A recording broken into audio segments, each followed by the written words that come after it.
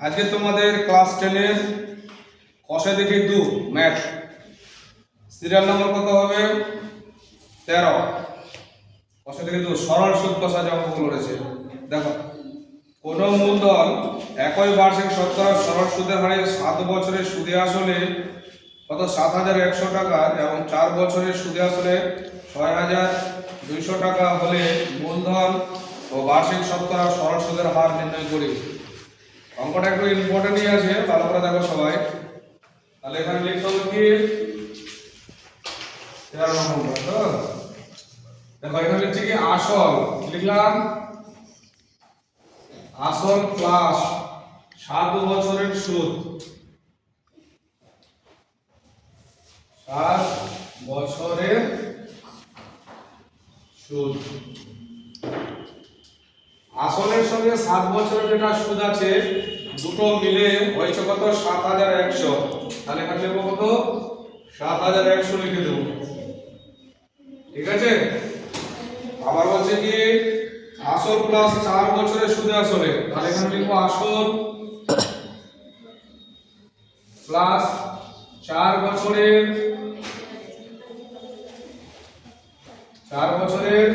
সুদ। তাহলে এটা কত হয়েছে 6,200, ঠিক আছে। এটা হলো তো। এখন কি কাজ করতে হবে দেখো, এখন সাইন চেঞ্জ করব। এই জায়গাতে কি আছে প্লাস আছে, সবাই মিলে ভালো করে, মাইনাস প্লাস আছে, মাইনাস প্লাস আছে, মাইনাস। আসল আসলে কেটে দাও, প্লাস মাইনাসে 7 থেকে 4 বাদ দিলাম, 7 থেকে 4 বাদ দিলে কত হয় 3। এবার এখানে যা আছে কতটা বছরের, তাহলে এটা লিখে দেব বছরের। 3 বছরের কি লেখা আছে সুদ সমান, বিয়োগ করে দাও 0 0 2 কত হলো 11 9 6 1 7 7 7 0, তাহলে কত হলো 900। কত হলো তাহলে 900। 3 বছরের সুদ 900, এটা কি হলো টাকা, কি হলো এটা টাকা। তাহলে 3 বছরের সুদ যদি 900 টাকা হয় তাহলে 1 বছরের সুদ কত, 1 বছরের সুদ, তাহলে ভাগ করে দেব 900 বাই কত, তাহলে হলো 3 3 3 কত হলো 9, দুটো শূন্য আছে চলে গেল, সমান কত হয়ে গেল 300 টাকা। তাহলে 1 বছরের সুদ কত, তাহলে হয়ে গেল 300 টাকা। এবার দেখো বইয়ের মধ্যে কি আছে 7 বছরের আছে, আবার কত আছে 4 বছরের আছে। আমি দুটোর মধ্যে যে কোনো একটাতে কাজ করব। তাহলে দেখো, তাহলে এটা যে করি, তাহলে 4 বছরের সুদ, 4 বছরের সুদ, 1 বছরের সুদ যদি 300 টাকা হয় তাহলে 4 বছরের সুদ কত হবে, বেশি হবে। তাহলে 4 দিয়ে কি করব, গুণ করে দেব, 4 3 12, 1200 টাকা।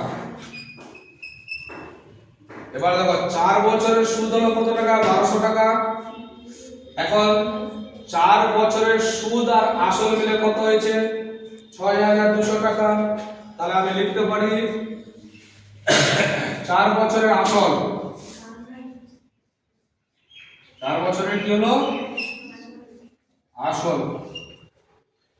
4 বছরের আসলটা কি করব, এই যে আছে 6,200 আছে না, এটা থেকে আমি কি করব সুদটাকে বিয়োগ করে দেব। কাকে বিয়োগ করব, সুদটাকে বিয়োগ করে দেব। তাহলে 1200 কে আমি এখানে বিয়োগ করি, কত হচ্ছে দেখো, তাহলে 0 0 0 0 বসিয়ে দাও, 2 0 হয়ে গেল, আর 1 এখানে তাহলে হলো 5, তাহলে কত 5,000 টাকা।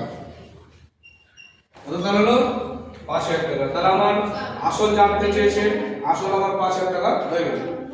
এবার এখানে আমাকে কি করতে হবে, সুদের হার আবার বের করতে হবে, ঠিক আছে। তাহলে যার কারণে এখানে আমি কি লিখবো দেখো, এটা পার্ট করে দিচ্ছি। এখন তাহলে পি মানে আসল, তো পি সমান 5,000, ঠিক আছে। পি সমান কত, এই 4 আছে না 4 বছরের, তাহলে এখানে 4 লিখতে হবে। এবার আয় আছে কত দেওয়া হলো, তো সুদ কত দেওয়া আছে এই 1200, তাহলে এখানে লিখে নেব 1200 কমা আর ইকুয়াল টু জিজ্ঞাসা, আর হলো কি সুদের হার, আর কি হচ্ছে সুদের হার। তাহলে এবার লিখতে হবে I সমান PT R/100। ঠিক আছে, P এর মান কত তাহলে আছে 5000,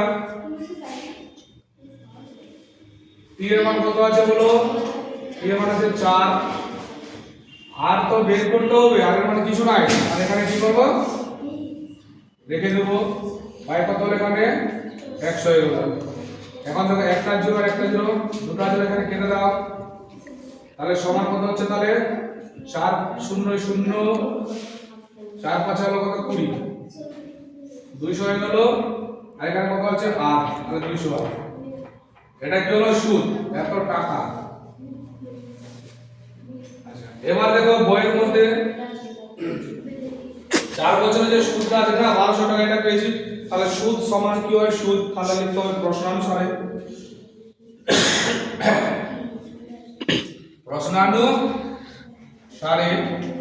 ওই যেখানে সুদ আসলো কত 200 আর সমান সমান এখানকার যেটা সুদ আছে সেই সুদটা লিখবো 1200 এগুলো ভাগ, তাহলে 8 সমান কত তাহলে হলো এখানে 1200 ভাগ হলো কত এখানে 200, দুটা 0 কেটে দিলাম, দুধে কাটি 2 6 কত হলো 12, তাহলে 8 সমান কত হলো 6।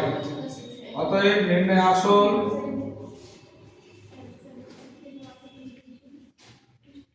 নির্ণয় আসল কত, আসলটা বেরোচ্ছে 5000 টাকা।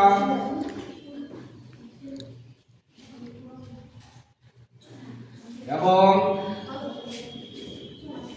নির্ণয় সুদ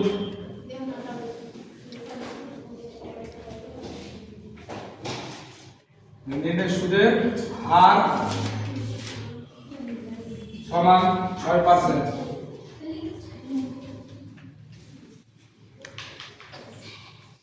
এই দুটো হচ্ছে উত্তর। বোঝা গেল সবারই?